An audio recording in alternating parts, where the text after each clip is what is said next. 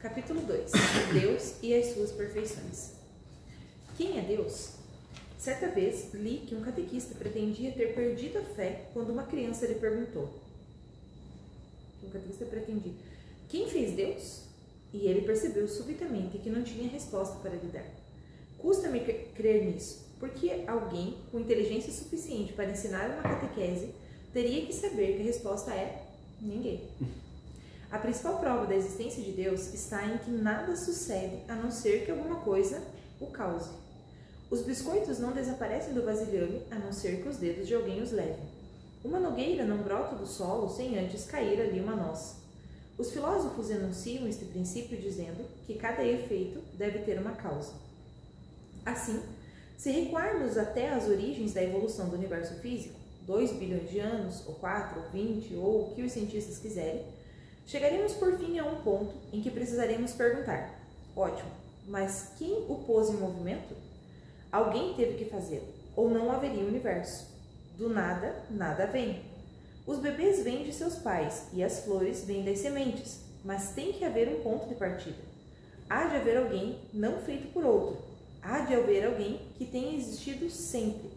Alguém que não teve começo. Há de haver alguém com poder e inteligência sem limites, cuja própria natureza seja existir. Eu me lembro de criança muitas vezes ficar meditando nessas coisas assim. O que tinha depois do universo? Que não tem fim, né? Não sei, né? A gente não sabe.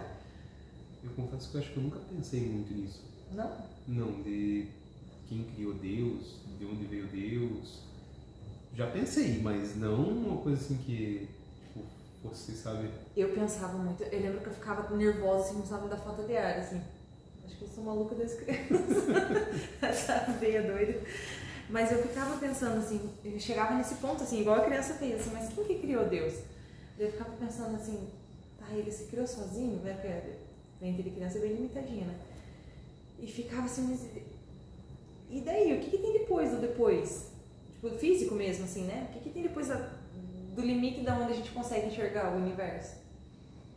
Eu acho que eu aceitava muito fácil as coisas assim, tipo, limitado, né? Dizia assim, não, tipo... Cada um tem um tipo de pensamento, eu não né? chegava a imaginar esse tipo de coisas assim. Mas, de fato, de onde veio Deus? Ele sempre existiu. É um ser que a função dele é existir. Esse alguém existe e esse alguém é exatamente aquele a quem chamamos Deus. Deus é aquele que existe por natureza própria. A única descrição exata que podemos dar de Deus é dizer que é aquele que é. Por isso, a resposta ao menino perguntador seria simplesmente: ninguém fez Deus. Deus existiu sempre e sempre existirá. Aquele que é, né? O grande eu sou. Aquele que... Ele mesmo dá essa resposta, porque a gente não consegue conceber a grandeza de Deus. Desde a sarça ardente ele já falou para Moisés dele: eu sou. Simplesmente, porque não tem como... Nomear Deus, né? E a nossa capacidade de entendimento nessa vida a gente não vai conseguir compreender algo que está fora do tempo. E da matéria, né? Porque a gente é preso à matéria. Então, por isso que acho que eu, como criança, eu olhava a matéria e eu queria saber o que vinha depois ou antes da matéria. Porque a gente tá ligado a isso, ao começo, meio e fim, né? Ao tempo. Mas Deus não é o começo, meio e fim limitado. Ele é o começo e ele é o fim, né? Eu tava pensando agora, hoje, depois de tanto tempo, assim, tantos mil anos desde da sarça ardente, a gente passou por Platão, Aristóteles e enfim, que se criou toda essa construção do pensamento que é hoje em dia. Hoje em dia a gente tem essa noção um pouco mais da lógica, do tempo e tudo mais. A própria, né, tipo, as filosofadas que o pessoal faz.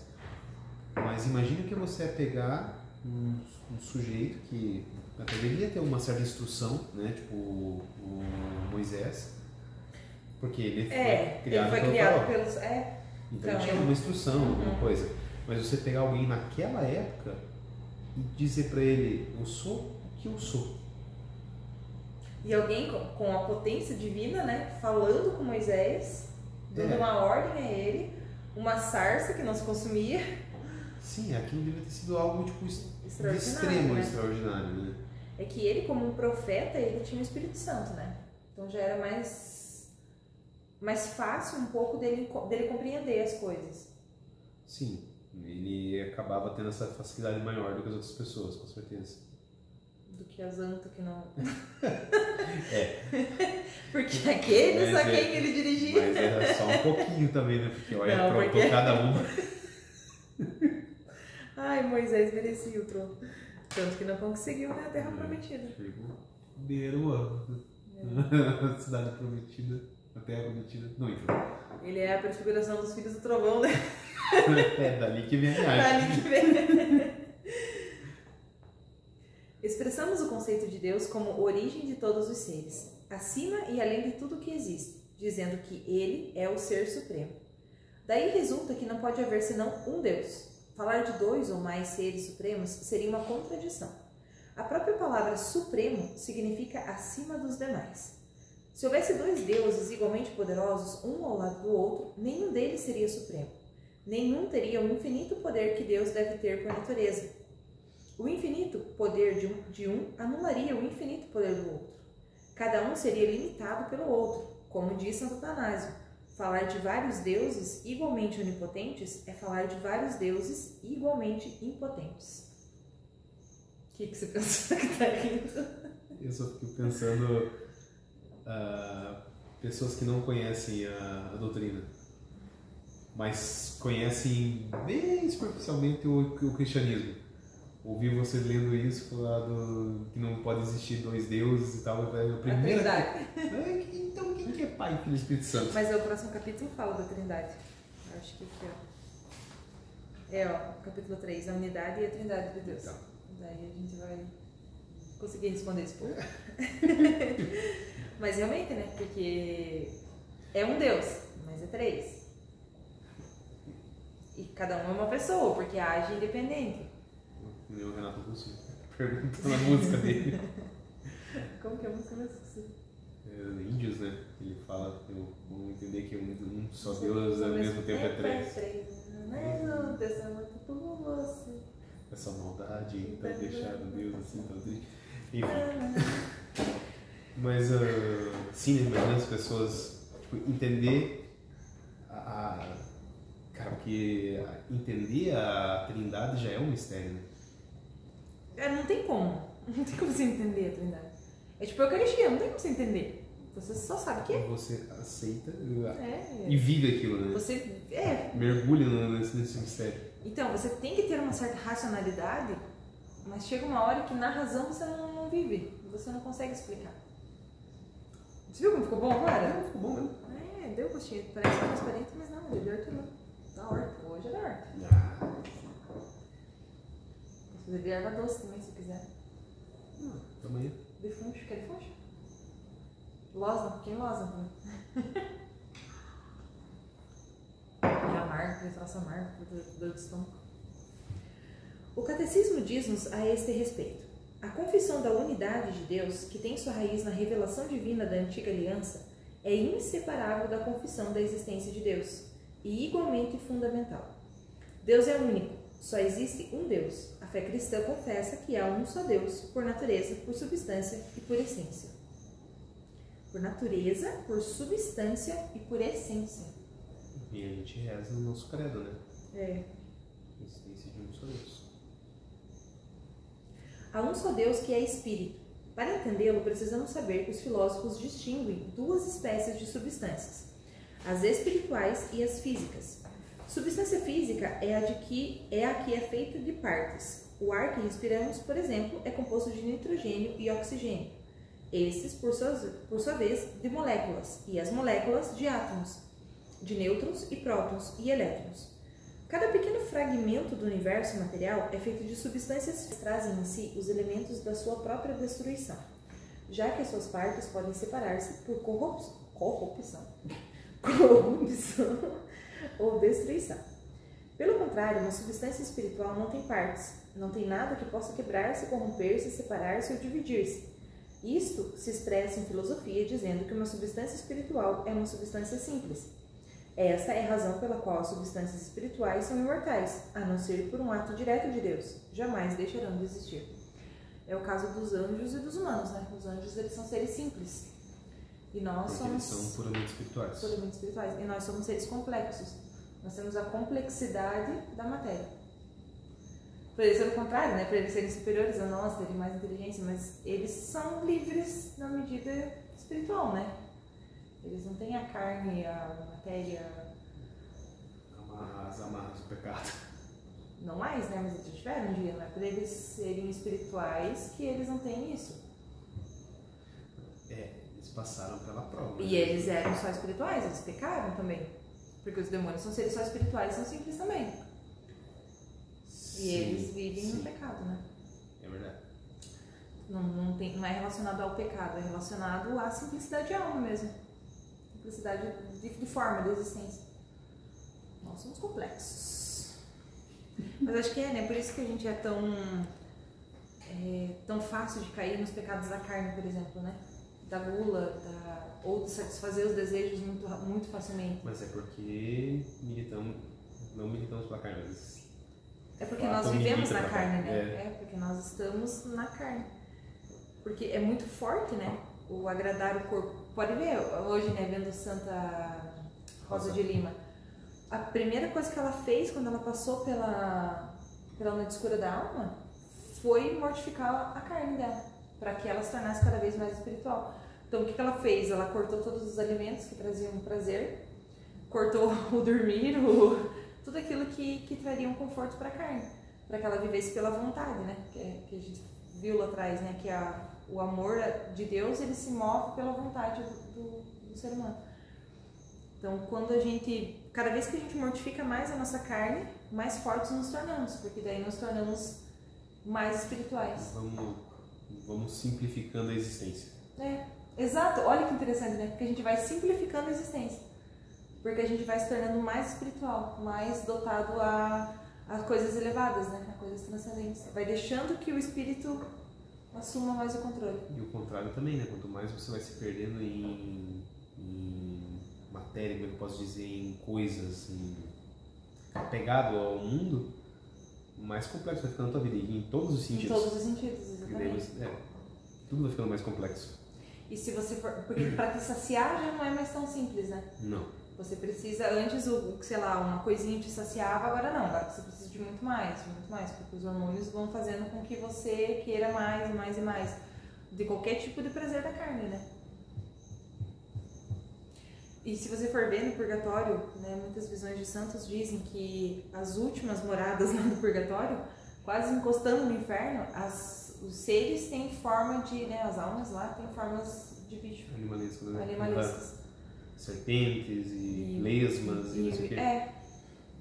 E bichos mesmo, boi, leão, essas coisas, né? Porque vai se tornando, quase que tomando uma forma material, né? Tá bom? Tá bom, Michazinho? Pois é. Desdenha da minha linha suja. Simples. Simples. Esverdeadinho. Leve tom de verde. Tem muita fé pra enxergar verde. Conhecemos 3 espécies de substâncias espirituais. Em primeiro lugar, a do próprio Deus, que é espírito infinitamente perfeito. Depois, a dos anjos. E, por último, a das almas humanas. Nos 3 casos, há uma inteligência que não depende de nenhuma substância física para atuar. É verdade que, nesta vida, a nossa alma está unida a um corpo físico e que depende dele para suas atividades. Mas não é uma dependência absoluta e permanente. Quando se separa do corpo pela morte, a alma continua a atuar, continua a conhecer, a querer e a amar, até mais livremente do que nesta vida mortal. Eu penso no êxtase que os santos entram, né? Quando eles têm a visão de Jesus, ou quando eles têm muito na hora da comunhão, ou quando, né, Jesus fala, alguma coisa assim, eles entram em êxtase. Porque o corpo para, o corpo meio que desliga, né? O espírito sobressai. Fica só a alma ali, né, em contato com o divino. Eu diria que o corpo buga. O corpo dá uma travada, né? Porque, inclusive, muitos santos em êxtase eles acabavam fazendo coisas extraordinárias, por exemplo, levitar, ou a temperatura corpórea e as alturas. O Padre Pio, né, quando ele estava aquecido pelo Espírito Santo, né, pelo amor. E ele não, digamos, era temperatura medida como um termômetro de piscina, era uma temperatura que nenhum corpo humano ia aguentar. Aqueles termômetros de mercúrio antigamente, né, era medido. Chegava ali, sei lá, a 60 graus, não sei. Uma pessoa estaria morta já, mas e ele não. Então, a matéria em si buga. Dá um chabuzão. Praticamente ele se desliga do espírito. O espírito é que fica em total ressonância com Deus. Porque é isso que tem ressonância com Deus, na verdade, né? O nosso espírito. E aqui é interessante, né? Quando na morte acontecer a separação, a gente vai continuar a conhecer, a querer e a amar de forma mais livre.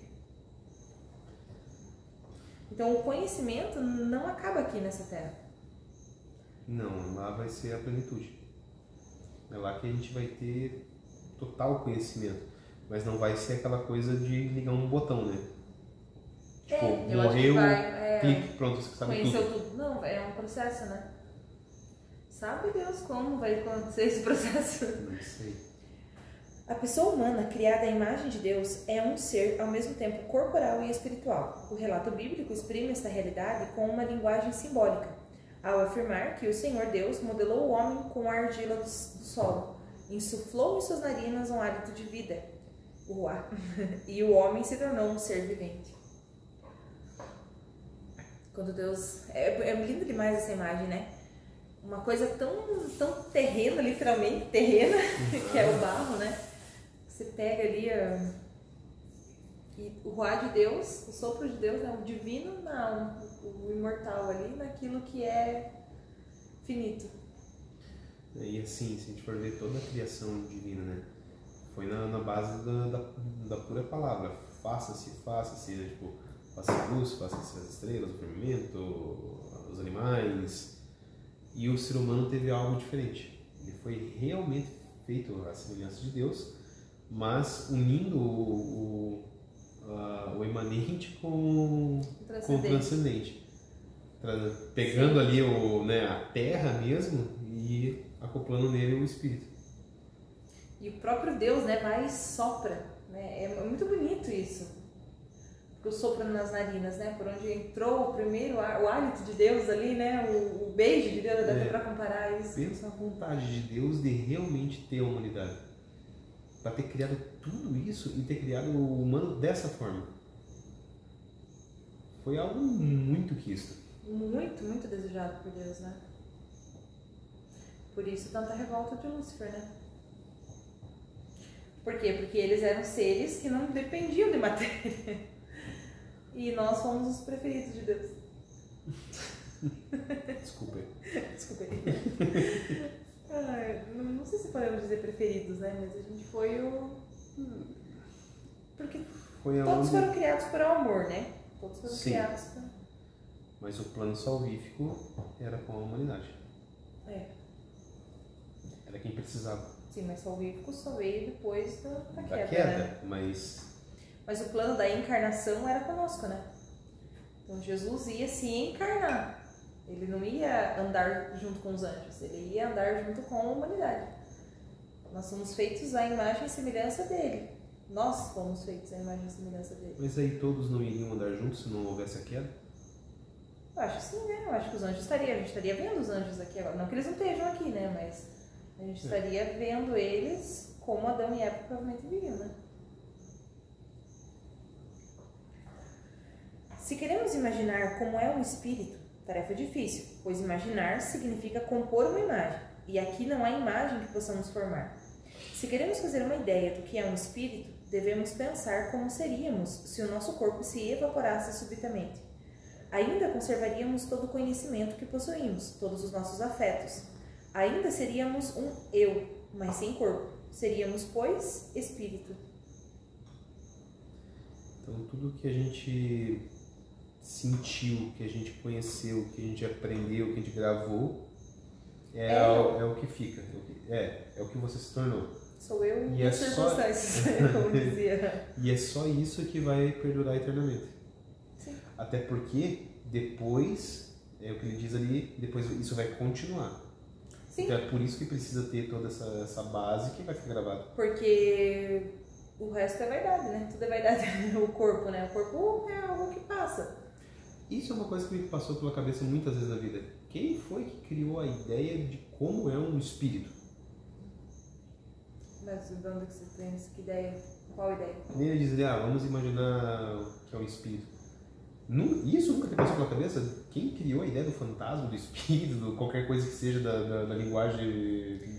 Essa coisa, assim, eu acho que vem da... a gente sabe, né, que os demônios às vezes se apresentam com formas, né? Então, provavelmente alguém viu uma forma de um demônio e criou na cabeça lá alguma coisa, ou, né, imagina um fantasma ser um lençol com olhos.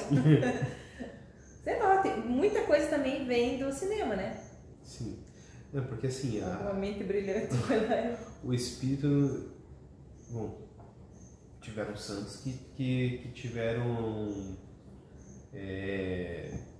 momentos na vida em que eles... algumas almas tiveram a concessão de Deus para aparecer pelos santos. Mas essas almas apresentavam a forma humana, né? É. A forma do corpo delas. Sim. Mas daí eu ia pensar assim, que tipo, os próprios anjos, isso foi relatado, né? Os anjos na Bíblia, eles apareceram para as pessoas. Porque a gente não consegue conceber um ser sem forma, né? Mas uma coisa que eu já ouvi outros teólogos falarem é que quando o anjo aparecia para a pessoa, uma das primeiras coisas que ele falava, não tema. Por causa de ser aterrorizante a imagem. Aterrorizante e ao mesmo tempo fascinante. Porque se você pegar lá, por exemplo, Sodoma e Gomorra, os anjos que apareceram lá, as pessoas queriam ter relação com os anjos. Porque talvez tenha a ver com a mentalidade das pessoas. Eles visualizavam o anjo com aquela forma. Sei lá, mas eles eram tudo pirata também lá. Lá não é bem Se aparecer no carnaval também. Não sei não, o povo meio doido. Hoje em dia não quer ter relação com seres, né? Tem. Enfim. Mas quando o anjo de Portugal apareceu para os pastorinhos, ele também disse, não temas. Ele é São Miguel, né? Ele apareceu... Foi São Miguel, né? São Miguel, né? Dizem, né? Os estudiosos que é São Miguel. Ele apareceu de uma forma esplendorosa, assim, né? Era tipo algo luminoso, digamos. Mas tinha uma forma humana, porque eles reconheceram. E os anjinhos. Os pastorinhos. Ato falho. Essa só a Fran vai entender. Mas já. Fran e os cumpa vão entender. Os passarinhos, eles ficaram uma semana assim, sofrendo mal físico, cansados por causa da presença do anjo. Porque é uma presença diferente da nossa, né? É uma força diferente, eles são de outra constituição. Então a nossa constituição da matéria não suporta a constituição angélica. Se eles se revelarem com toda a sua força e todo o seu esplendor. Imagina, nós não suportamos, né? A força de um demônio, por exemplo. Sim, a pessoa é infinitamente superior, né? Agora pense o quão alto era a santidade de Padre Pio, que ele se encontrava com Jesus, com Nossa Senhora, com os anjos, com demônios, e ele achava aquilo normal, como se todo mundo tivesse esse tipo de encontro. Mas eu acho que em alguns momentos é um pouquinho menos assim da glória, sabe? Talvez sim. Porque pra tipo, uma criança... Até assim, pra criar um mistério, né? Tipo... Agora, São Miguel, quando apareceu, talvez precisasse ser maior, não sei, pra tipo, impressionar os... de novo, as crianças. As crianças pastorinhas. Não sei. Divagações. Se espírito é uma palavra difícil de compreender, infinito o é ainda mais. Infinito significa não finito, e por sua vez, finito quer dizer limitado. Uma coisa é limitada quando tem um limite ou capacidade que não pode ultrapassar. Todo o criado é finito. De algum modo, a água que o Oceano Pacífico pode conter tem limites. A energia do átomo de hidrogênio tem limites. A própria santidade da Virgem Maria tem limites. Mas em Deus não há limites de nenhum gênero. Deus não está limitado em nenhum sentido. Sim, porque tudo se cria a partir dele, como é que vai ter algum limite, né? Inclusive a santidade da Virgem ela é criada a partir da santidade de Deus, né? Ela bebe da fonte, que é o que Deus dá a ela de graça. A Nossa Senhora, ela é o ápice da humanidade.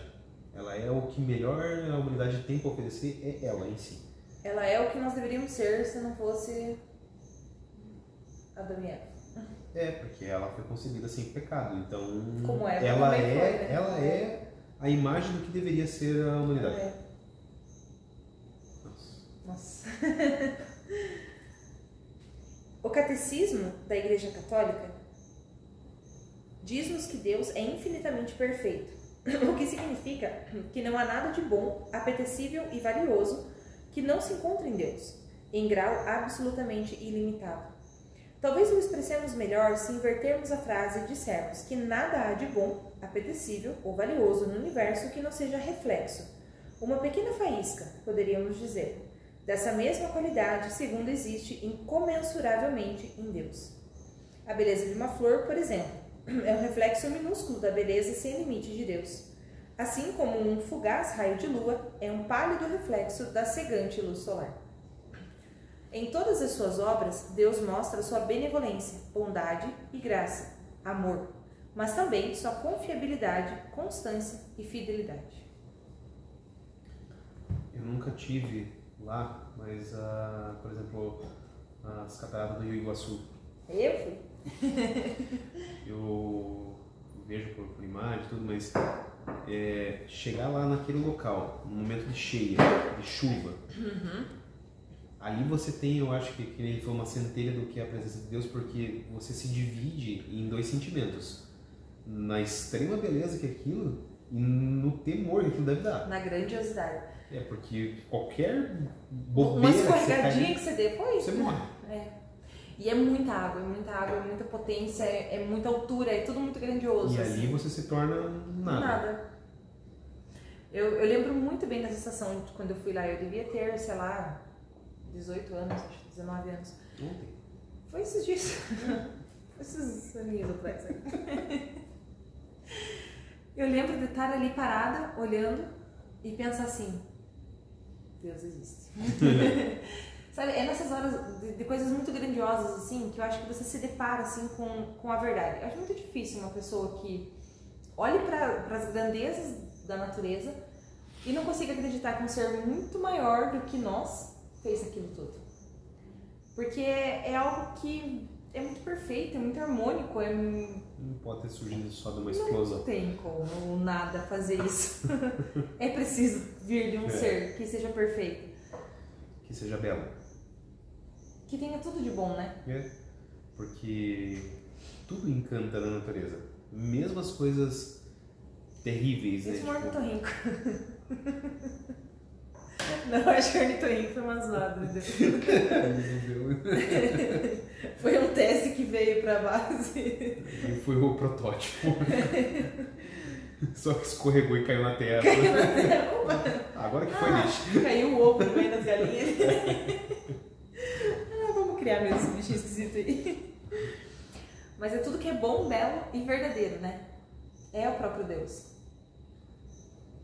Porque de tudo tem um pouquinho de Deus, né? Se for ver. Porque tudo tá ligado a Deus. Tudo subsiste em Deus, né? Não tem como uma coisa existir. Não. Uma coisa existir se ela não estiver ligada a Deus, diretamente ligada a Deus. Não. Aí a gente tem que pensar o seguinte: ela pode estar longe de Deus, porém Deus ainda quer que aquela coisa exista. Isso é fato e isso é inegável. Por exemplo, tudo... os demônios. Sim. Porque se Deus não quisesse que os demônios existissem, simplesmente eles não existiriam. Só que eu li em algum lugar, eu não vou saber a referência agora. Seguimos no limbo da memória grávida. Em algum lugar eu li que é mais terrível os demônios não existirem do que existirem no inferno. A mesma coisa uma alma, né? Uma alma, para ela seria muito mais terrível, para nós, né? Não existirmos, a nossa existência seria encerrada, do que a gente ir pro inferno. Pensa? Deus prefere ter uma alma longe do que ela sofrer a não existência. Por isso que quando a gente pensa assim, né, na questão da abertura à vida, de deixar uma vida vir, ou da questão até do aborto, né, de você pensar assim, de que não há vida, mas a vida ali na concepção, né, no primeiro momento é uma vida, é uma alma, e é uma alma imortal que vai existir para toda a eternidade. Sim. Mesmo as menores almas. E daí a gente pensa assim, né, no nosso caso que a gente um dia pensou, não quero mais ter filhos. Cara, e se nós não tivéssemos mais tido filhos? Nós teríamos dito não para uma alma que eternamente pode viver na presença de Deus. Sendo que Deus não elimina nem as almas por amor, por misericórdia, para que elas não sofram a não existência. Então, mesmo as condenadas, elas ainda existem e vão existir para sempre. Para a eternidade. Então quem somos nós, né, para dizer... Para dizer não. Não, Senhor, não quero, não quero essa que vida exista essa vida. É pesado, né? E quando a gente pensa também no mistério que é a gente participar disso, porque a gente está vendo aqui, né, que a gente não tem a noção do que é o infinito. Mas quando a gente pensa na infinitude de uma alma, né, que nós somos almas imortais, a nossa alma nunca vai morrer, a gente vai existir para a eternidade. E o que vale mesmo é na eternidade, aqui é só uma passagem, né? É uma pincelada da existência, porque vai ver o quê? 70 anos, com muita sorte, né? Depende. Teus familiares aí. Depende, se o coração não falhar, vai até uns 90. A minha família tem um estado de câncer, teve infarto, não sei. Voltando para José. Mas né, é uma grandeza a gente poder participar disso, poder dizer para Deus um dia, olha, muitas almas vieram pela... Sim, porque aí é que está a questão da beleza do dom que Deus deu à humanidade de ser co-criador. Ele não quis só a humanidade, ele queria que a humanidade participasse do reino de Deus, do reino celeste. De habitar o céu, né? Sim, ele não queria só Adão e Eva, não, deu a eles lá, falou, cara, vocês precisam encher esse lugar aqui, e deu a eles essa missão, porque ele poderia simplesmente ter instalado o dele e acabou, estava tudo cheio. Mas não. Não, ele queria que a humanidade participasse. Então, tipo, aí que tá, né, tipo, essa é uma honraria.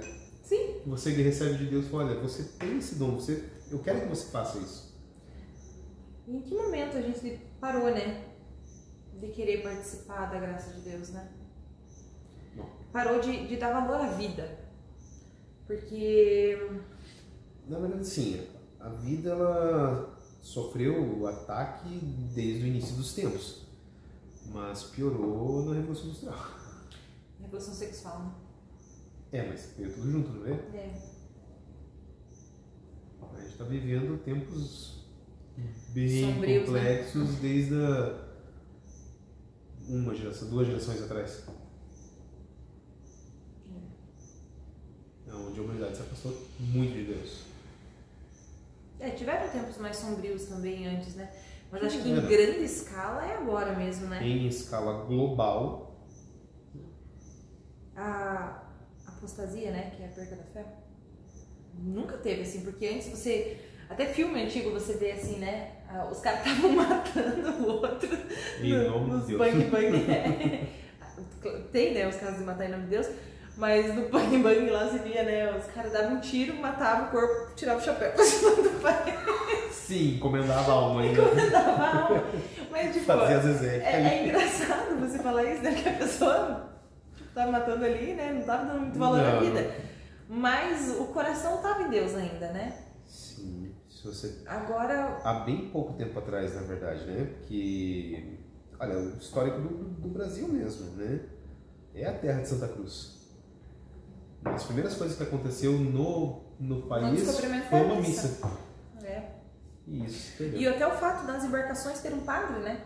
Sim. Os jesuítas estarem junto e fazer questão disso. De catequizar, de trazer a palavra de Deus, de batizar as pessoas. Hoje a gente vê que não há mais esse desejo, né?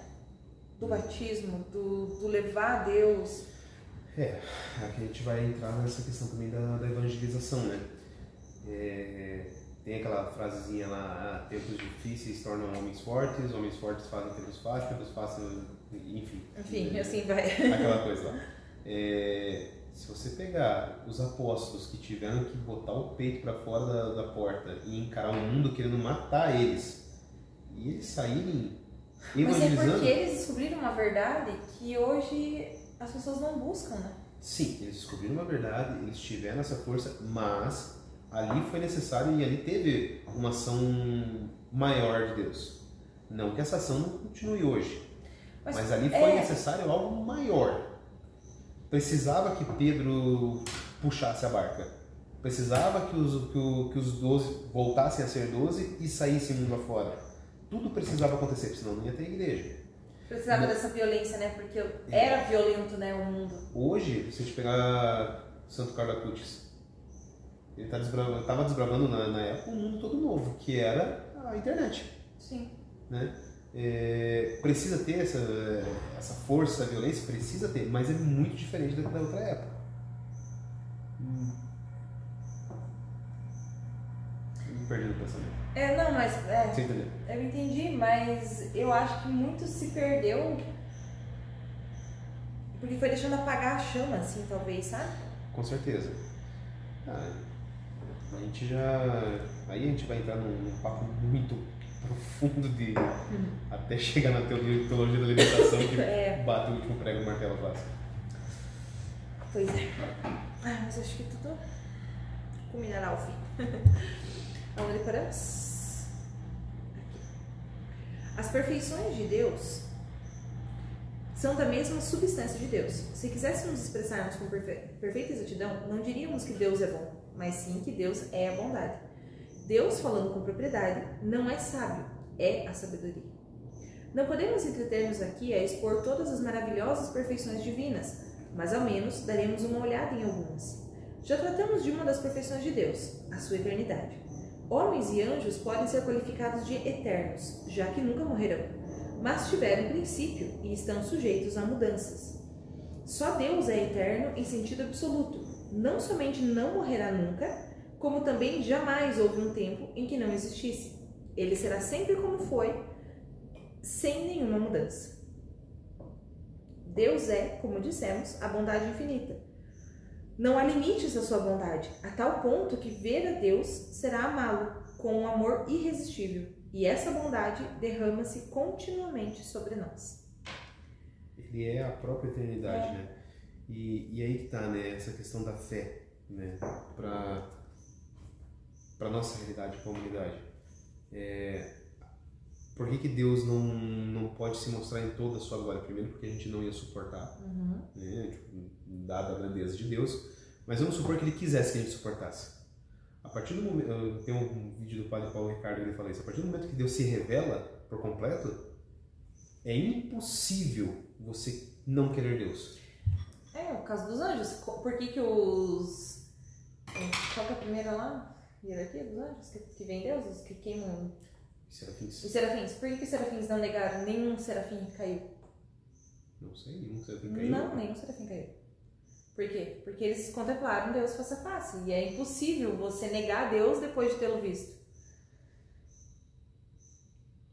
Eu achava que a queda tinha acontecido em algum momento ali da existência que eles não tinham conhecido Deus. Os serafins já tinham conhecido Deus. Só eles? Só eles. Eu acho. Talvez os querubins estivessem próximos ali, mas acho que não. Não, porque Lúcifer era um querubim. É verdade. Não. Talvez alguns querubins. Mas Lúcifer estava muito próximo, né? Ele foi muito mané.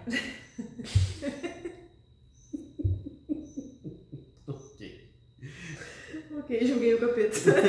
Julgado, toga. Próximo. Ai, desculpa. Mundo. O Padre Paulo Ricardo tem um vídeo que ele fala assim, né, que se Deus se revelasse por completo é a mesma coisa que você dá pra pessoa duas escolhas. Ou um palácio de ouro e todas as riquezas do mundo, ou um prato de bosta. O que você vai escolher? É impossível. É impossível. Você nega. Então, tipo, essa é a questão da prova da fé.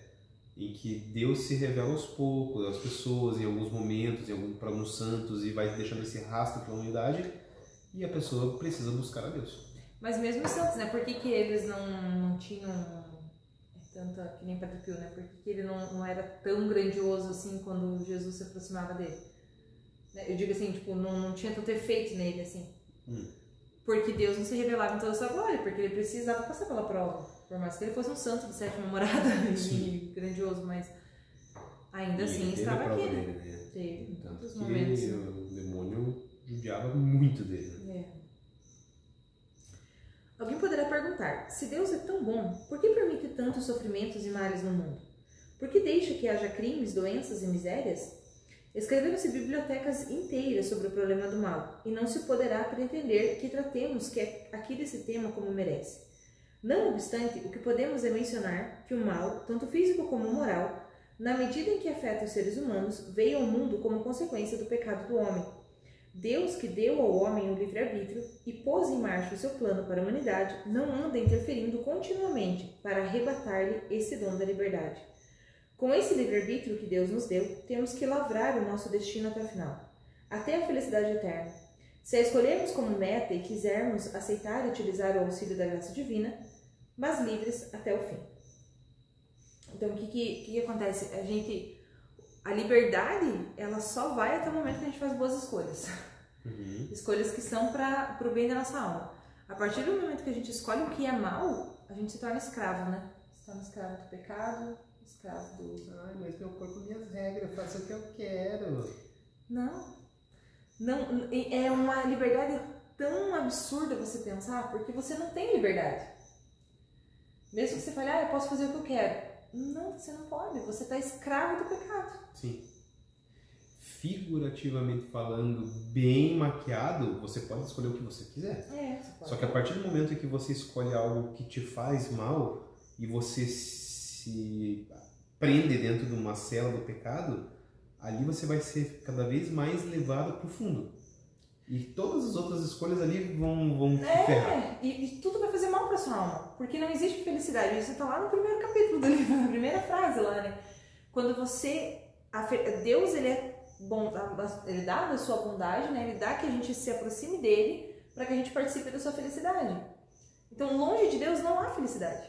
Porque aqui diz, ele é Quando a gente se conheceu, a primeira coisa que eu precisei fazer foi querer voltar para Deus. Para que depois eu conseguisse vir saindo de um abismo, de algo do tipo, para conseguir chegar a ponto de estar apto a estar com você. A assumir uma família. Isso. E dali para frente não acabou. Começou um novo caminho de conhecimento, de aproximação de Deus. Então, é que é aquele primeiro passo, né? A reconquista. De você falar assim, não, eu quero ser inteiro de Deus. Aí você se torna inteiro de Deus. Mas não é só isso, não basta você só ser de Deus, né? Não. Tem que ir purificando, né? Porque o caminho até Deus é a purificação. É quando a gente pensa aqui na liberdade, né? No livre-arbítrio. Esse pequenino desejo, né? Essa coisa assim, tipo, o teu livre-arbítrio te levou a fazer as escolhas erradas. Jesus permitiu que você fosse, embora não fosse o que ele quisesse, onde ele quisesse que você estivesse. Mas no primeiro momento em que você falou, Jesus, eu quero voltar. Sim. Ele estava ali com a mão estendida, te puxando. Respeitou teu livre-arbítrio, respeitou o seu tempo, mas no primeiro movimento de amor que você deu ali, ele estava ali para te resgatar. E te deu tudo o que você precisava, né? Sim. Sempre vai dar para toda a humanidade, né? Ele só espera só esse momento. Mas aí que tá, tipo, eu digo, a liberdade assim da pessoa não é agora eu quero ter tal coisa, não é isso. Não.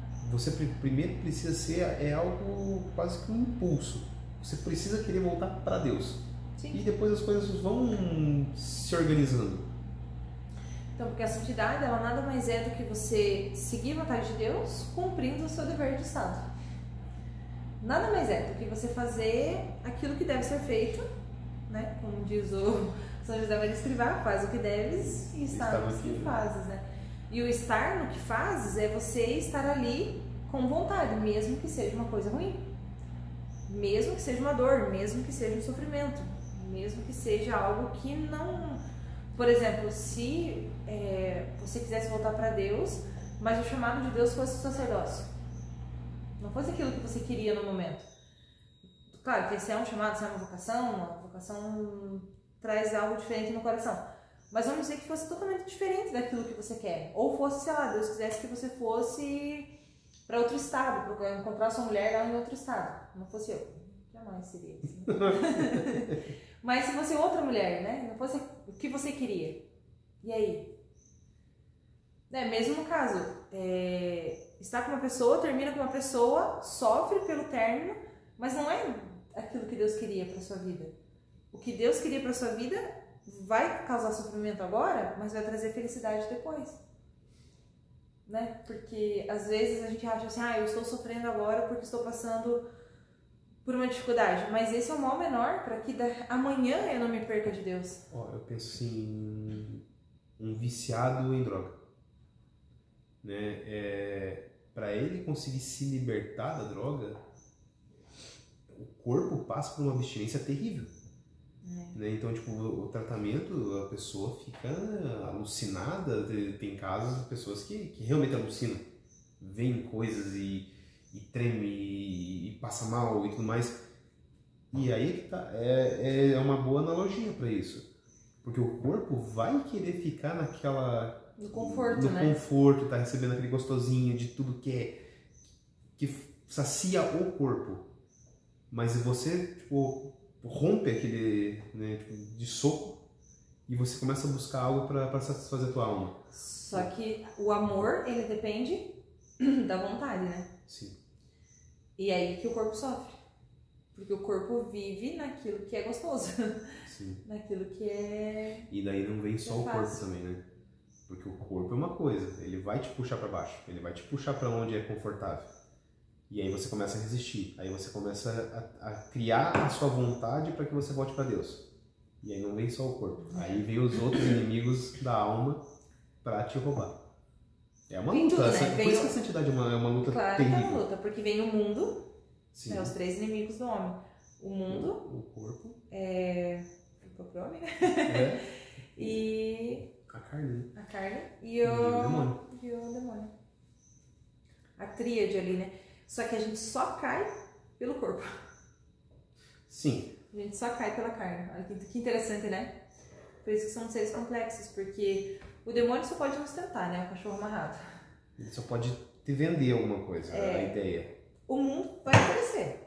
A mesma coisa. A mesma coisa, tá oferecendo. Agora a gente compra, de quem a gente vai comprar ou o que a gente vai comprar é uma decisão totalmente nossa. O corpo é o que dá vontade, o mundo é vitrine e o demônio é o vendedor. Só que o que vai cair na você é o corpo que é a vontade, é ele que vai te empurrar para isso. E por isso que a gente precisa fortalecer a vontade, né? Modificando o corpo, porque é com a vontade fortalecida que a gente consegue vencer. Porque se a gente, em qualquer coisinha a gente amolece, qualquer coisinha a gente se deixa levar, nas grandes coisas a gente não vai conseguir vencer, né? Isso. Aí as pessoas, tipo, falam assim, que nem Santa Rosa, né, que a gente tava ouvindo sobre ela hoje. Ela usava... Silício, o silício que ela usava? Uma coroa também envolta de rosas para esconder, ocultar a dor dela. Ela estava martirizando o corpo. Até as pessoas falam assim, mas isso é um extremismo. Ela se alimentava de só coisas brutas, não comia mais carne. Isso, nós estamos falando de uma alma que ela foi chamada a uma santidade extrema. E foi dada graça para ela para isso, né? A gente que é alfegomédico, como se diz. Inclusive nos pastorinhos, né? Nossa Senhora pediu foi para Lúcia, agora não sei para qual delas, acho que sim, para ela se amarrava com uma corda e puxava, lembra? Que ela pediu para afrouxar. Ela pediu para ela não se machucar. Então se a gente for ver, são duas santas, mas são lugares diferentes. Para a pessoa comum, que a gente falou, o afegão médio, aonde que a gente encontra essa radicalidade? No jejum. Por exemplo, em não comer carne na sexta-feira, em ter momentos de oração mais forçados, digamos assim, tipo, vou fazer uma novena. O jejum é o obrigatório, na verdade, nosso, né? Todo cristão deveria fazer jejum, oração, abstinência e esmola, né? Mas a penitência, né? E você tá penalizando o teu próprio corpo em algo. Isso vale, né? Porque daí você está participando também do sofrimento de Cristo, né? Sim. Você está oferecendo, além de tudo, você está oferecendo o teu sacrifício, o teu sofrimento, para se unir ao sacrifício e ao sofrimento de Cristo, que ganha um peso, um valor muito grande, né? Aqui, o próximo parágrafo fala isso daqui, ó. O mal é a ideia do homem, não de Deus. E se o inocente e o justo têm que sofrer a maldade dos maus, a sua recompensa no final será maior. Os seus sofrimentos e lágrimas nada serão em comparação com a felicidade vindoura. E enquanto não chega esse momento, Deus guarda sempre o que o guardam em seu coração. Acho que encerramos, né? Acho que sim.